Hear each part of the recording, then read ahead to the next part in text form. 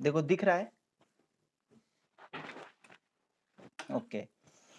अब इसमें हमें क्या करना है कि जैसे कि मान लीजिए कि हमें चेक करना है कि कोई भी नंबर आर्मस्ट्रॉन्ग है कि नहीं। तो पहले आर्मस्ट्रॉन्ग नंबर की डेफिनेशन समझ लो क्या होती है। अच्छा, गिवन रेंज में पैलिंड्रोम बता दें, ठीक है, वही पहले बता देते हैं। चलो तो उसको नए पेज पे बता रहा हूँ। देखो यहाँ पे एक कमेंट ऐड कर दिया,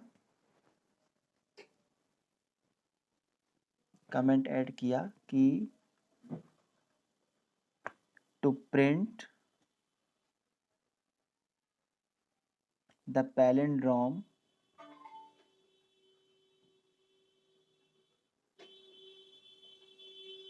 palindromes up to given range। ये हो गया। तो सबसे पहले हम क्या करेंगे,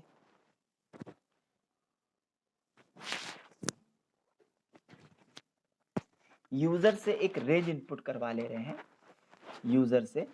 तो यहाँ पर हमने लिखा कि मान लो रेंज को अगर हम r से रिप्रेजेंट कर दें, r is equal to integer input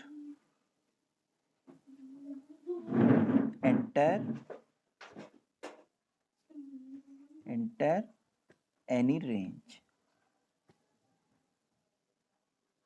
ठीक है, यहां तक कोई दिक्कत बोलो? नो। अब हमने क्या किया कि एक यहाँ पे n में एक लूप चला रहे हैं हम। यहाँ पे n इज इक्वल टू, या यहाँ पे एक मिनट, यहाँ पर हमने यहाँ पे लिखा कि फॉर n इन रेंज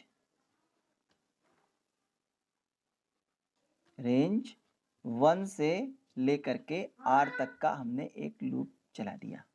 ठीक है, 1 से लेकर के। अब ये जो n का जो लूप चलेगा, ये n का, ये कहां से कहां तक चलेगा? वेरी नाइस, 1 से लेके r-1 तक चलेगा। तो अब हमने क्या किया यहाँ पे कि सम इज इक्वल टू 0 मान लिया। ठीक है, सम इज इक्वल टू 0 मान लिया, और सम इज इक्वल टू 0 मत मानो, बल्कि यहाँ पर रिवर्स कराना पड़ेगा ना, तभी पैलिंड्रोम मिलेगा। तो यहाँ पर रेव इज इक्वल टू 0 मान लेते हैं। और फिर एक दूसरा लूप हमने यहाँ से हमने टेस्ट किया कि while n is greater than 0 then dig is equal to n, यहाँ पर एक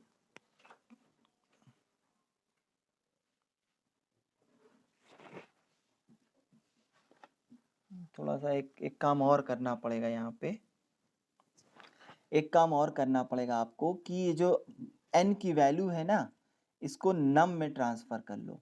यहाँ लिख दो num is equal to n, क्योंकि बाद में रिवर्स कराने पे n बदलता चला जाएगा ना, तो नम के साथ में टेस्ट करा देंगे। समझ रहे हो कि नहीं क्यों किया हमने ये?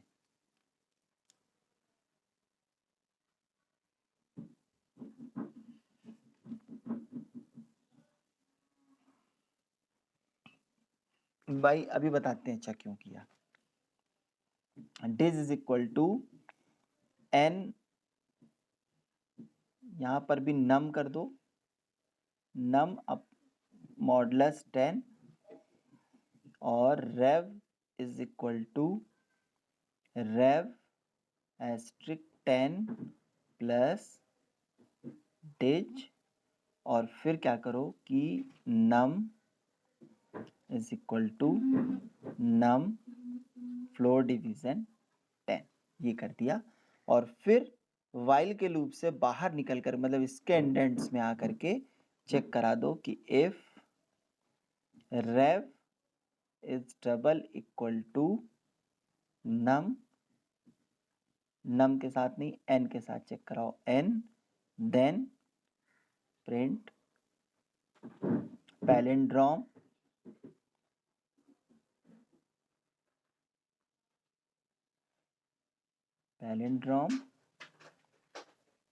और यहाँ से n को प्रिंट करा दो। ये क्वेश्चन है।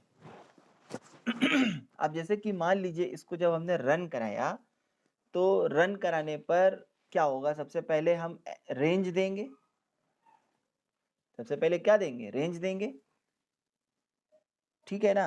अब मान लीजिए इसको हमने रन कराया और रन कराने के बाद फिर हमने n की वैल्यू इनपुट कराई, n इज इक्वल टू मान लीजिए मैंने दे दिया 50, दे दें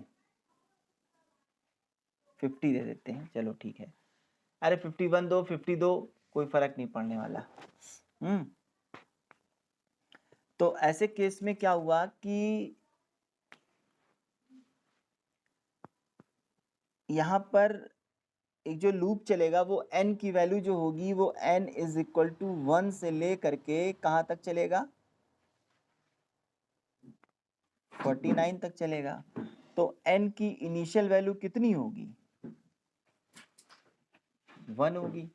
और फिर यहाँ से n की इनिशियल वैल्यू 1 होगी तो यहाँ से num की इनिशियल वैल्यू कितनी होगी, 1 हो जाएगी। बिल्कुल सही है। और जब num की भी इनिशियल वैल्यू 1 हो गई और rev की इनिशियल वैल्यू कितनी है, 0 है, ठीक है। अब यहाँ से कंडीशन चेक हुई कि क्या while 1 is less than 0, sorry 1 is greater than 0। तो ऐसे केस में जब डिज उसने परफॉर्म किया तो डिज इज इक्वल टू, उसने क्या किया कि 1 मॉडुलस 10 कर दिया, ठीक है। तो ऐसे केस में कितना आंसर आएगा, 1 आएगा, ठीक है।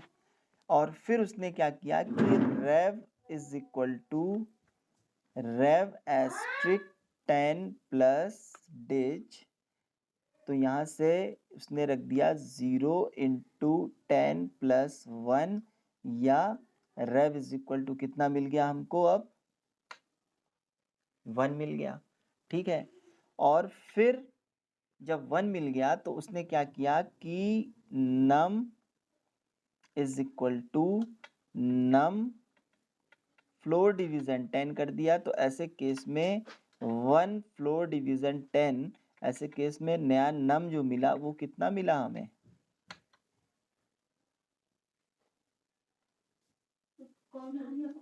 जो न्यू नम की जो वैल्यू आई वो कितनी मिली हमें,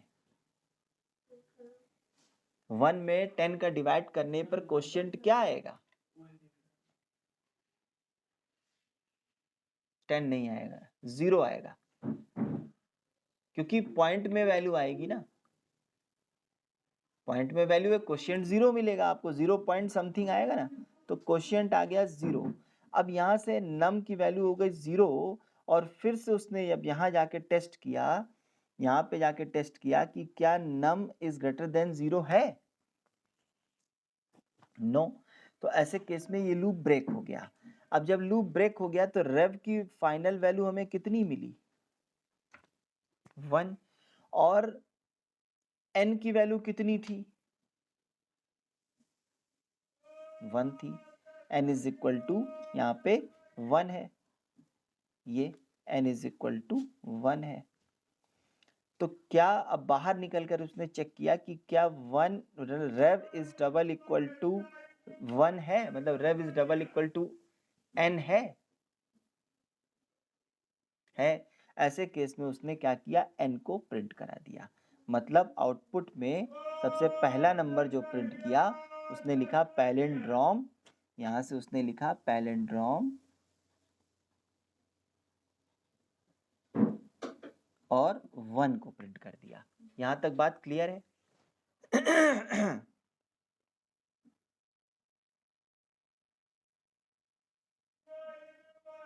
नहीं तो num इज इक्वल टू 0 आया है ना, n इज इक्वल टू 0 थोड़ी ना है, तभी तो ट्रांसफर किया ना, n की वैल्यू को num में तभी तो ट्रांसफर किया, क्योंकि num की वैल्यू तो बदल के 0 से लेस हो जाएगी हर बार, है ना, num की वैल्यू तो बदलती चली जा रही है ना, num के साथ में अगर टेस्ट करा देंगे तो कभी सेम नंबर आएगा ही नहीं, कभी पैलिंड्रोम बताएगा ही नहीं आपको। इसीलिए मैंने अभी जो ट्रांसफर किया n की वैल्यू को num में जो ट्रांसफर किया वो इसीलिए तो किया ना कि हम num के साथ सारा प्रोसेस करा दिया, और बाद में जो टेस्ट किया हमने लास्ट में वो किसके साथ टेस्ट किया, n के साथ में टेस्ट किया। समझ आई बात?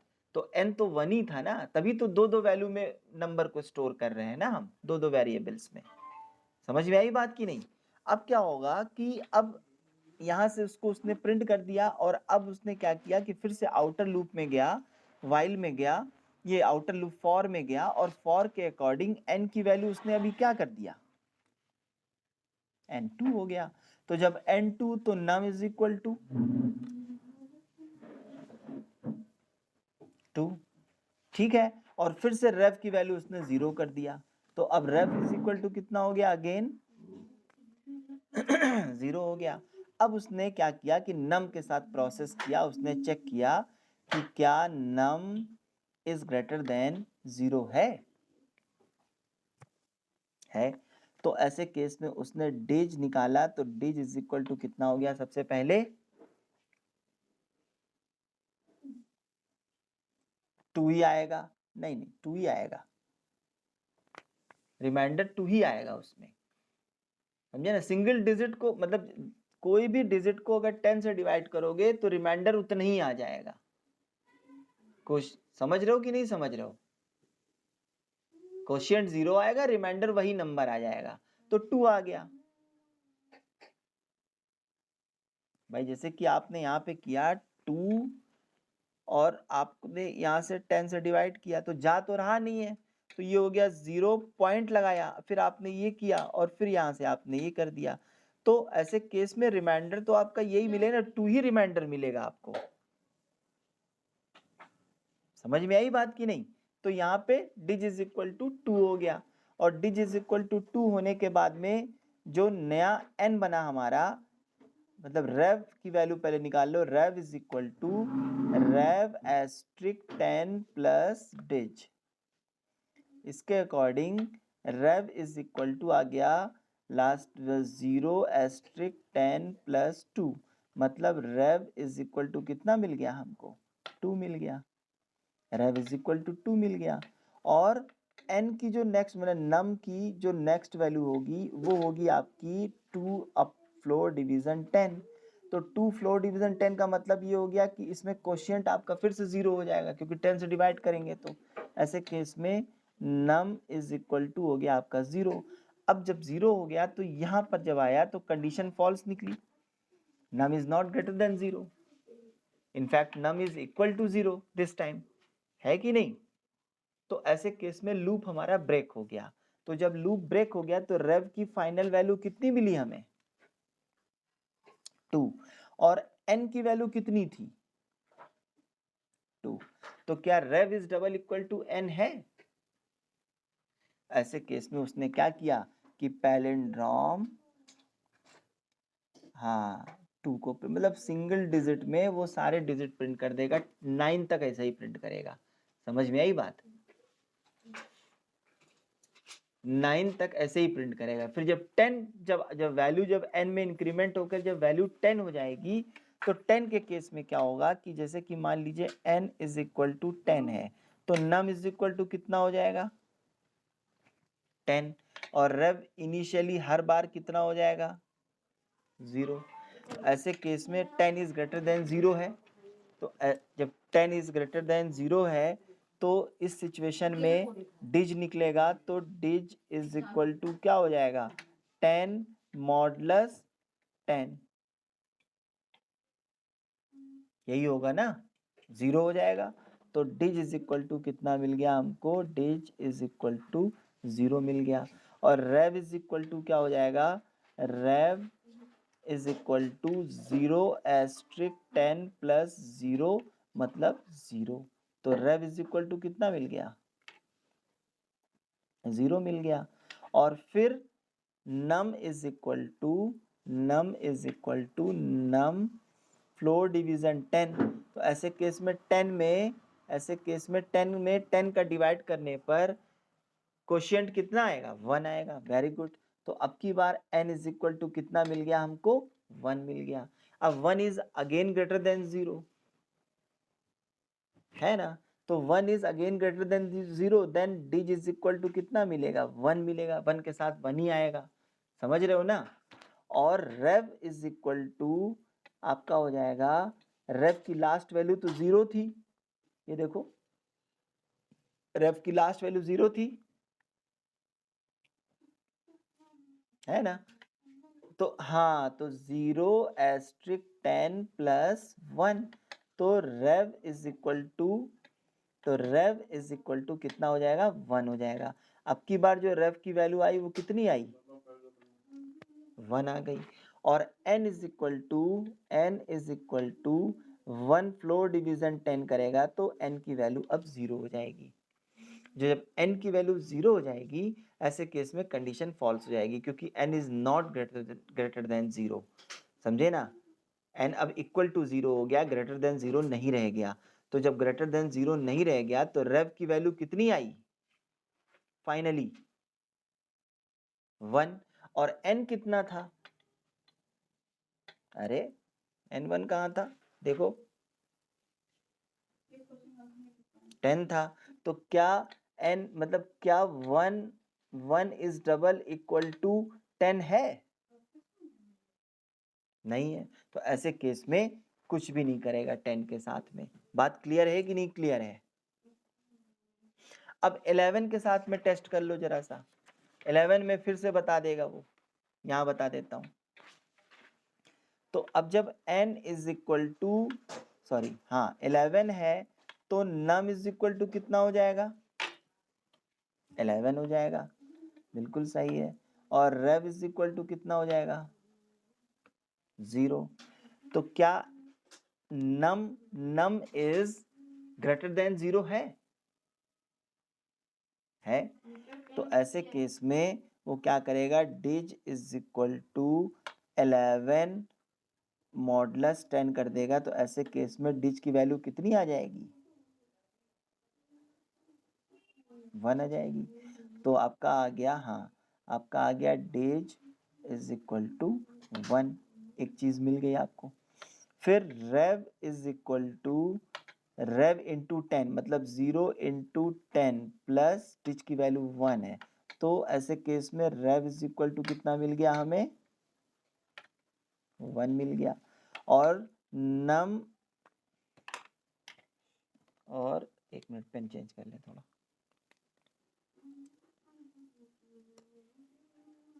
और यहाँ से num is equal to num floor division 10। तो ऐसे केस में नम इज इक्वल टू हाँ, मतलब यहाँ से 11 फ्लोर डिवीजन 10 किया तो 1 आ गया। अब 1 के साथ में मैंने पहले 1 इज ग्रेटर देन 0 है। तो ऐसे केस में डिज की वैल्यू कितनी आ जाएगी? 1 आ जाएगी। और रेव की वैल्यू कितनी आ जाएगी? लास्ट टाइम रेव की वैल्यू कितनी मिली थी? 1। तो 1 asterisk 10 plus 1 is equal to कितनी मिल गई? अरे 1 asterisk 10 plus 1, 1 into 10 is equal to 10 plus 1 11। ठीक है ना, 11 हो गई। और नम की वैल्यू जो होगी, नम इज इक्वल टू आपका 1 फ्लोर डिवीजन 10 के अकॉर्डिंग ये हो जाएगा अब आपका 0, है ना। तो जब 0 हुआ तो कंडीशन फॉल्स हो गई। तो ऐसे केस में रेव की फाइनल वैल्यू क्या मिली हमको? 11। और n कितना था? 11। तो क्या rev is double equal to n है? ऐसे केस में वो क्या करेगा? नेक्स्ट वैल्यू जो प्रिंट करेगा, हाँ पैलिंड्रोम, और 11 प्रिंट कर देगा। अब इसके बाद में फिर 12, 13, 14, 15, 16, 17, 18, 19, 20 तक कुछ भी नहीं, ये वैल्यू मैच नहीं करेगी। Rev is double equal to n कभी भी ट्रू नहीं निकलेगा। फिर जब 21 में भी नहीं निकलेगा, 22 जब आएगा तो ऐसे केस में rev is double equal to n आ जाएगा और 22 यहाँ पे प्रिंट कर देगा। बात समझ आ रही है कि नहीं समझ आ रही है? ठीक है ना? अब तो क्लियर है ना? चलो ठीक है, भेज देंगे। और अब इसके बाद में फिर दूसरा प्रोग्राम बताओ कि अब नेक्स्ट प्रोग्राम कौन सा करना है।